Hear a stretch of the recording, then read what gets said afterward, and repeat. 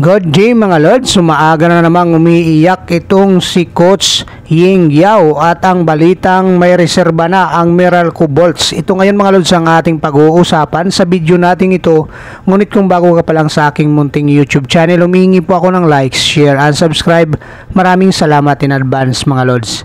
Kagabi nga ang naging debut games ng Reno Shine Las Two Panthers kontra Meralco Bolts, kung saan ay maagang na injury dito ang import ng Meralco Bolts na si Akil Mitchell, matapos nga itong tamaan ng siko ni Kit Dato ng Reno Shine Las Two Panthers nang mag-lay-up nga ito mga Lods.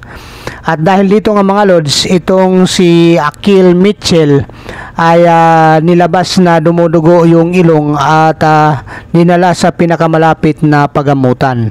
At ang import naman ng Reno Shine Las Two Panthers na si Dion Thompson, ang balita naman mga Lods, bakit hindi nakapaglaro ito dahil hindi ito nabigyan ng working permit. Kaya ngayon mga Lods, lumabas kagabi ang laban, naging all Filipino na nga ang labanan ng Reno Shine Las Two Panthers at saka itong Meralco Bolts. Pero good thing naman mga Lods, maganda naman ang ipinakita ng dalawang kupunan na to, kung saan ay high scoring nga ang naging resulta dito mga Lods. Ngunit bandang huli nga mga Lods, pinakita pa rin ng Meralco Bolts na sila yung defending champion ng All Filipino, kung saan ay pinangunahan nga ito ni Chris Newsam na mayroong 25 points. At ito naman mga Lods, nagkaroon din ng tinatawag na verbal exchange sa pamamagitan nitong si Ninad Vucinic at saka si Bo Belga. At dito nga mga Lods, nadamay din itong si Coach Ying Yao ng Reno Shine Las Two Panthers, matapos nga niya itong sitahin ang active consultant ng Meralco Bolts na si Coach Ninad Vucinic. Kaya naman mga Lods, sa pangyayari na ito mga Lods ay wala namang nakakahadlang at maganda pa rin ang naging labanan ng dalawang kupunan. Ngunit dito nga mga Lods, nanalo nga dito ang Meralco Bolts at 2-0 na nga sila ngayon sa PBE Commissioner's Cup. At ang Reno Shine Las Two Panthers naman mga Lods ay nakatikim agad ng unang talo nila dito sa PBE Commissioner's Cup. At suma total nga mga Lods, maganda naman ang naging laban ng dalawang kupunan, kung saan para dito sa Reno Shine Las Two Panthers nagpakitang gilas ang kanilang big man na si Kit Dato na umiscore ng 17 points, si Nocom mayroong 15 points, si Santi Santillan naman ay mayroong 14 points. Subalit dito nga mga Lods, kinapos sila dito sa kupunan ng Meralco Bolts. At itong si Coach Ying Yao, ito yung paliwanag niya dito sa naging verbal exchange nga mga Lods. Sabi pa nga niya dito, wala nga daw siyang alam kung anong nangyari. At yun nga sinabi nga niya mga Lods, medyo sinita nga lang niya na bakit kinakausap nga ni acting consultant ng Meralco Bolts na si Ninad Vucinic itong kanyang player na si Bo Belga. Kaya na mayroong argument nga dito mga Lods. So yun ang paliwanag nitong si Coach Ying Yao. At si Bo Belga naman mga Lods, mayroon din siyang paliwanag sa side niya. Sabi pa nga niya, ang sabi ko sa kanya, stop acting like it was na may nangyaring kakaiba. Kaya itong mga Lods ang napansin ng mga referee, kaya nabigyan nga sila ng technical foul at hindi nga ito nagustuhan yung kanilang pag-uusap na ni Ninad Vucinic at saka itong si Bo Belga. So yun ang paliwanag niya dito mga Lods.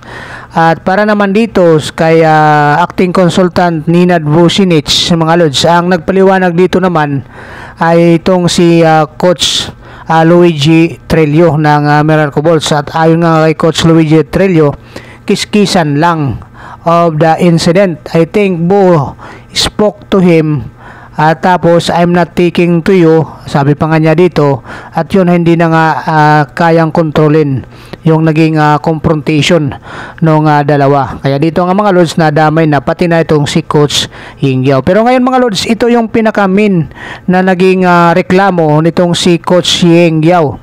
Ito yung 43 free throws na ibinigay sa Meralco Bolts sa laban na ito. kagabi. Kaya sabi pa nga dito mga lods ni Coach Ying Yao, sa ganitong laban na dikitan, malaking bagay nga talaga itong 43 free throws na ibinigay sa Meralco Bulls. Kaya ito nga yun mga lods, ang sinasabi nitong si Coach Ying Yao na malaking factor sa laban, naging malaking factor sa laban dahil ito ay katumbas ng 74.4% from the line yung naibigay nga nila.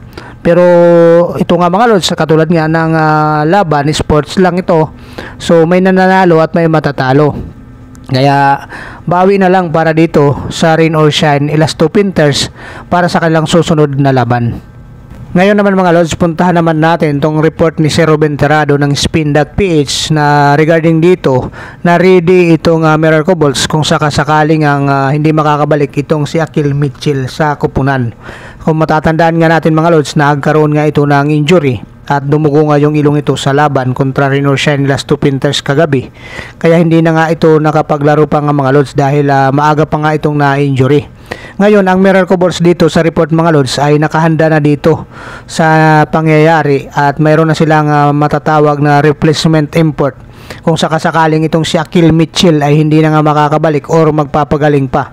Itong si Ans Kwame at si DJ Kennedy mga lods ang minamataan ng Meralco Bulls na magiging temporary import nila habang nagpapagaling itong si Akil Mitchell kung hindi kakayanin nga itong kanyang natamong injury. So anyway mga lods, 35 years old itong si DJ Kennedy. Isa ito sa mga teammates dati ni Barangay Ginebra import Justin Brownlee.